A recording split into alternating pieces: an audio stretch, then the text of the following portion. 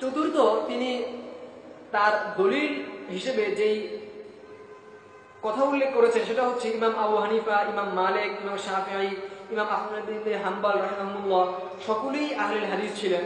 আমরা জানি যে এই মুহাম্মদী ইমামেরা প্রত্যেকেই এক একজন বড় বড় মুহাদ্দিস ছিলেন। তো সুতরাং তাদের আহলুল হাদিস থাকা এটা সকলেই স্বীকার করেন, তারা আহলুল হাদিস ছিলেন, তারা মুহাদ্দিস ছিলেন। কিন্তু এই আহলুল হাদিস থাকার মানে কিন্তু আমাদের দেশে তথাকথিত যে আহলুল হাদিস, যারা হাদিসের হটা পর্যন্ত ঠিকমতো জানে না, তারা কিন্তু নয়। আহলুল হাদিসের মধ্যে অনেক বড় উলামায়ে কেরামরা রয়েছে, সেটা আমরা জানি। আমরা তাদেরকে আহলুল হাদিস বলতে আমাদের কোনো আপত্তি নেই। আমাদের আপত্তি হচ্ছে যখন তারা আমভাবে ব্যাপকভাবে একজন রিকশা চালাচ্ছে, সরেয়া জানে না, আলিফ বা তা সা পর্যন্ত জানে না, নিরক্ষর মূর্খ, কিন্তু সে একটু রফুল ইয়াদাইন করে আমিন জোরে বলে, তাকেও তারা আহলুল হাদিস বলে চালিয়ে দিচ্ছেন। এটা মূলত এই শব্দের প্রতি একটি প্রহসন, এই শব্দের প্রতি একটা জুলুম বলা যেতে পারে। প্রিয় শ্রোতা, আসাদুল্লাহ আল গালেব সাহেব তার এই গ্রন্থটির মধ্যে চেষ্টা করেছেন অনেকভাবে এই কথা প্রমাণ করার জন্য যে আহলুল হাদিস বলতে সাধারণভাবে যে কোনো মুসলিম যারা উনাদের দৃষ্টিকোণ থেকে যে সমস্ত হাদিস উনাদের মনোপুত, উনাদের মন মতন সহি বা উনাদের দৃষ্টিকোণ থেকে মামুল বিহি সেগুলো আমল করে, তারাই আহলুল হাদিস, অন্যরা কেউ আহলুল হাদিস না। আসলে কিন্তু ব্যাপারটি এমন নয়। ইনশাআল্লাহ এখন আমরা দেখবো যে আসলে প্রকৃত আহলুল হাদিস কারা, আহলুল হাদিসদের মূলত প্রকৃত পরিচয় কি, সেটা ইনশাআল্লাহ আমরা এখন দেখব।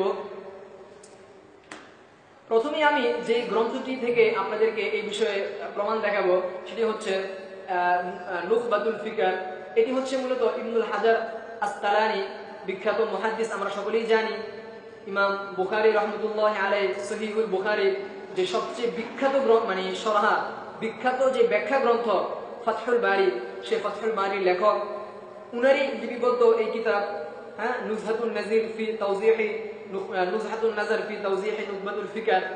এই গ্রন্থের মধ্যে আমরা ইনশাআল্লাহ দেখতে পাবো যে মুহাদ্দিসিনে কেরাম কাদেরকে বলা হয় এবং তারা কোন অর্থে মুহাদ্দিস আহলুল হাদিস শব্দটিকে ব্যবহার করেছেন, ইনশাআল্লাহ আমরা দেখব। এই গ্রন্থের ভূমিকাতে ইবনু হাজার আসকালানী রাহমাতুল্লাহি আলাইহি বলছেন, আম্মা বা'দু ফাইন্না তাসানিফা ফি ইসতিলাহি আহলিল হাদিস ক্বাদ কাসুরাত। প্রিয় দর্শক, আমি এখানে সবুজ কালি দিয়ে মার্ক করে রেখেছি, এবারটি আপনারা দেখে নিতে পারেন। 3 নাম্বার পৃষ্ঠাতে রয়েছে, এখানে তিনি আহলুল হাদিস শব্দটিকে এনেছেন। আহলুল হাদিস কাকে বলা হয় এটার পরিচয় দিতে গিয়ে টিকাতে বলা হচ্ছে 6 নাম্বার টিকা, এখানেও আমি দাগ দিয়ে রেখেছি। সেখানে বলা হচ্ছে আহলুল হাদিস ওয়াহুমুল মুহাদ্দিসুনা রিদওয়ানুল্লাহি আলাইহিম। এখানে আহলুল হাদিস বলতে মুহাদ্দিসিনে কেরাম উদ্দেশ্য।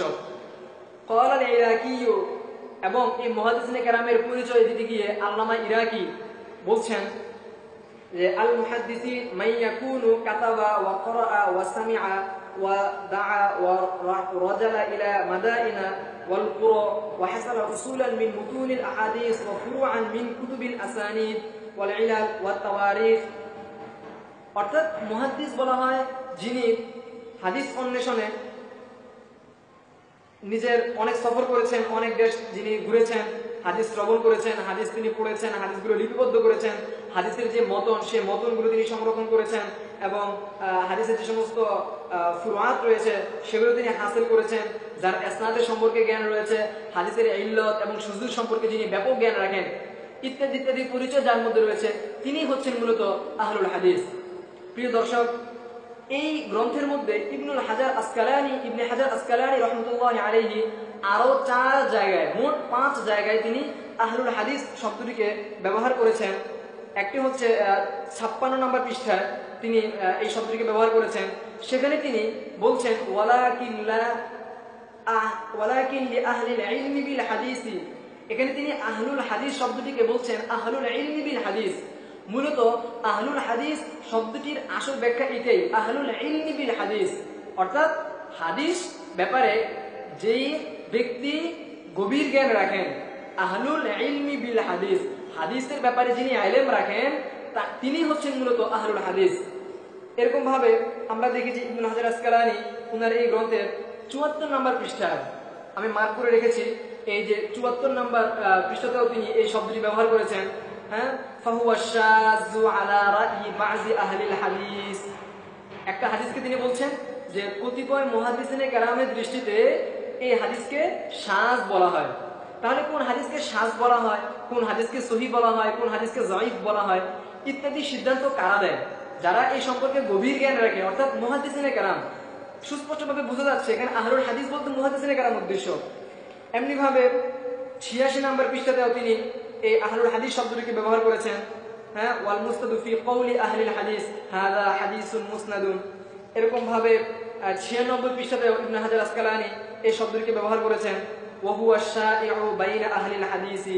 হ্যাঁ, আহলে হাদিসদের মধ্যে এই পরিভাষাটি খুবই প্রসিদ্ধ। তাহলে আমরা দেখতে পাচ্ছি ইবনে হাজার আসকালানী তার এই গ্রন্থের প্রত্যেকটি জায়গার মধ্যে আহলুল হাদিস বলতে মুহাদ্দিসিনে কেরামদেরকে উদ্দেশ্য নিয়েছেন। আপনারা যারা ফতুল বারি পড়েছেন, মোতালা করেছেন, তারা সকলেই জানেন যে ফতুল বারির মধ্যেও ইবনে হাজার আসকালানী বিভিন্ন জায়গায় আহলুল হাদিস শব্দটিকে ব্যবহার করেছেন এবং প্রত্যেকটি জায়গাতেই তিনি আহলুল হাদিস বলতে মুহাদ্দিসিনে কেরামদেরকে উদ্দেশ্য নিয়েছেন। ইবনে হাজার আসকালানীর শুধুমাত্র এই নুখবাতুল ফিকার কিংবা ফতুল বারি নয়, ওনার অন্যান্য আরো অনেক গ্রন্থ রয়েছে, সেগুলোর মধ্যেও তিনি আহলুল হাদিস বলতে মুহাদ্দিসিনে কেরামদেরকে উদ্দেশ্য করেছেন। এবং শুধুমাত্র ইবনে হাজার আসকালানীই নয়, বরং অন্যান্য মুহাদ্দিস যারা ছিলেন তারাও আহলুল হাদিস বলতে মুহাদ্দিসিনে কেরাম যারা তাদেরকে উদ্দেশ্য নিয়েছেন।